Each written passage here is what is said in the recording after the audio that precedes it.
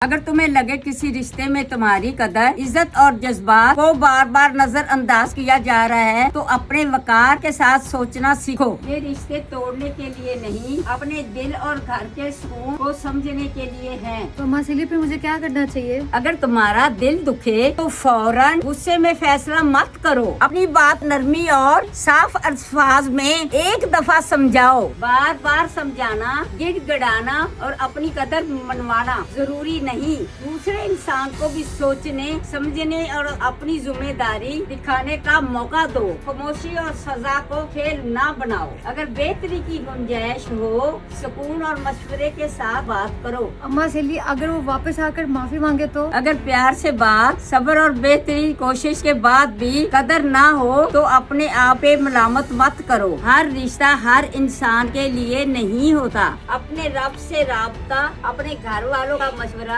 اپنی صحت، تعلیم اور اپنے گولز کو مضبوط رکھو۔ یہ رشتوں سے دوری نہیں بلکہ دل کو سنبھال کر زندگی میں بہتری کی طرف چلنا ہے۔ اما سیلی اب سمجھ آیا، اپنی زندگی بچانا کسی سے بدلہ لینا نہیں، پیار میں بھی سکون، سمجھ اور وقار کے ساتھ فیصلہ کرنا ہے۔ اصل مضبوطی شور میں نہیں، اپنی قدر اور بہتری کے ٹھہرے رہنے میں ہوتی ہے۔